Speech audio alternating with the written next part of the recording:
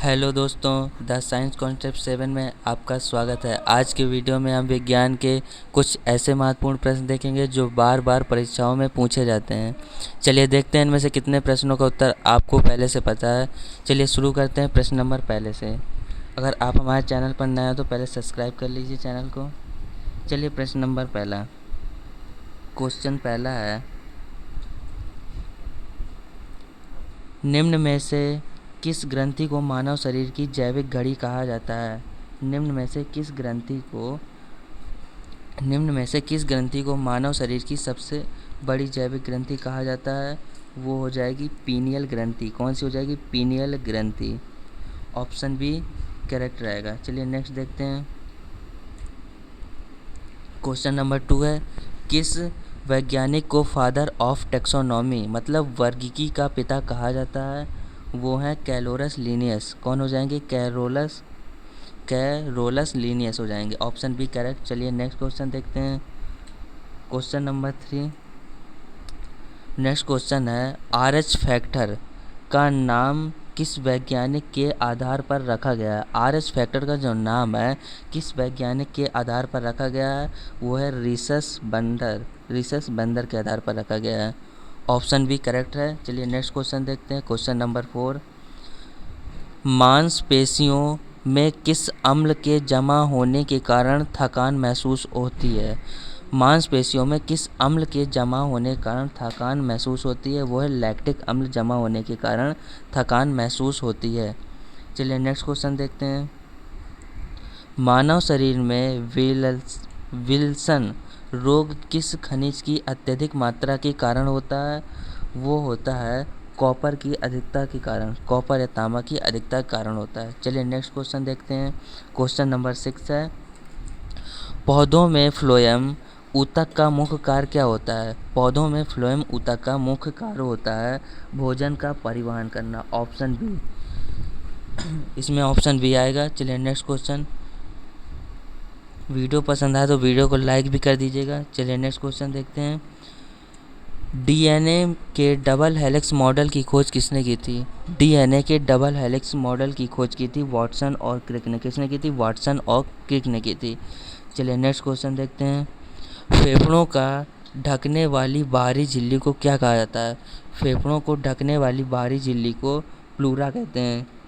क्या कहते हैं? प्लूरा। Option B correct. चलिए नेक्स्ट क्वेश्चन। मानव लार मतलब सैलिवा में कौन सा एंजाइम पाया जाता है जो स्टार्च का पाचन करता है? स्टार्च का जो पाचन करता है वो होता है टाइलिन। ऑप्शन बी करेक्ट है। चलिए नेक्स्ट क्वेश्चन देखते हैं। नेक्स्ट क्वेश्चन है, समुद्र की गहराई मापने वाले यंत्र जौन सोनार में किस प्रकार की तरंग का उपयोग किया जाता है?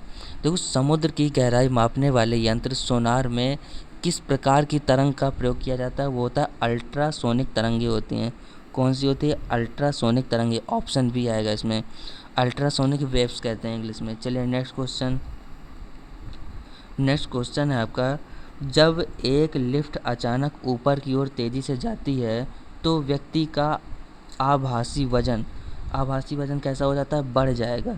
जब लिफ्ट ऊपर की तरफ जाएगी तो वज़न बढ़ जाता है। ठीक है, जब एक लिफ्ट अचानक ऊपर की ओर तेज़ी से जाती है तो व्यक्ति का आभासी वजन बढ़ जाता है। ऑप्शन बी आएगा इसमें। चलिए नेक्स्ट क्वेश्चन देखते हैं। नेक्स्ट क्वेश्चन है आपका,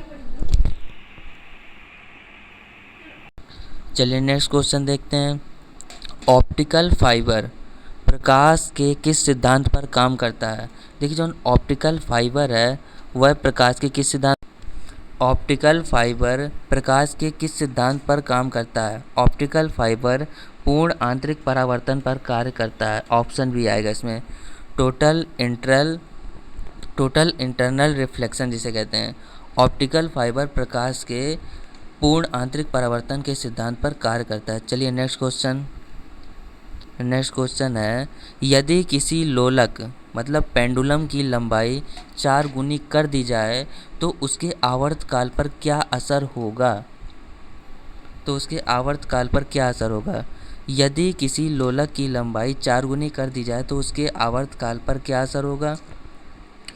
यह दो गुना हो जाएगा। कैसा हो जाएगा? यह दो गुना हो जाएगा, बिकम डबल हो जाएगा। ठीक है। यदि किसी लोलक की लंबाई 4 गुनी कर दी जाए तो उसके आवर्तकाल कैसा हो जाएगा? 2 गुना हो जाएगा। चलिए नेक्स्ट क्वेश्चन है, तारों का टिमटिमाना प्रकाश की किस घटना के कारण होता है? देखो जो तारे टिमटिमाते हैं वह प्रकाश की किस घटना के कारण होता है? वह होता है वायुमंडलीय अपवर्तन के कारण।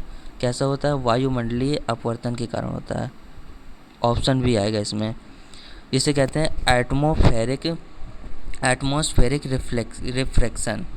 चलिए नेक्स्ट क्वेश्चन है, फ्यूज तार बनाने के लिए प्रयुक्त मिश्र धातु की क्या विशेषता होनी चाहिए? फ्यूज तार बनाने के लिए प्रयुक्त मिश्र धातु की क्या विशेषता होनी चाहिए? इसमें ऑप्शन भी आएगा, उच्च प्रतिरोध और निम्न गलनांक होना चाहिए। क्या होना चाहिए? उच्च प्रतिरोध और निम्न गलनांक होना चाहिए। अगर आपने अभी चैनल को सब्सक्राइब नहीं किया है तो चैनल को सब्सक्राइब और वीडियो को ज़रूर लाइक कर दीजिए। चलिए नेक्स्ट क्वेश्चन है, थर्मस फ्लैक्स में ऊष्मा के नुकसान को रोकने के लिए किन विधियों को रोका जा सकता है? वह ऑप्शन बी, चालन, संवहन और विकिरण तीनों को रोका जा सकता है। देखो कह रहा है क्वेश्चन कि थर्मस फ्लैक्स में ऊष्मा के नुकसान को रोकने के लिए किन विधियों को रोका जाता है? वह चालन, संवहन और विकिरण, इन तीनों को रोका जाता है। चलिए नेक्स्ट क्वेश्चन है, क्वेश्चन नंबर 17, क्यूरी निम्नलिखित में से किसकी भौतिक इकाई है? जो क्यूरी है वह निम्नलिखित में से किसकी भौतिक इकाई है? वो होती है रेडियोधर्मिता की। किसकी? ऑप्शन भी आएगा इसमें, रेडियोधर्मिता की इकाई होती है। क्यूरी रेडियोधर्मिता की इकाई होती है।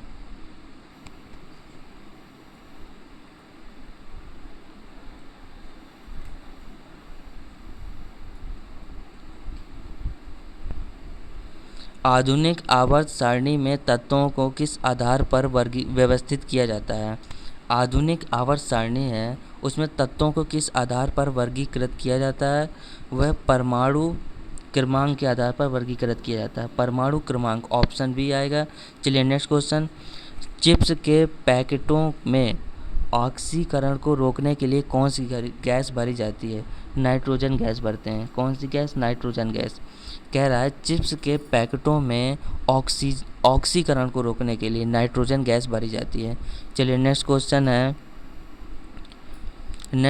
है, क्विक सिल्वर के नाम से किस तत्व को जानते हैं? क्विक सिल्वर के नाम से पारा, मरकरी को जाना जाता है। पारा और मरकरी को जाना जाता है।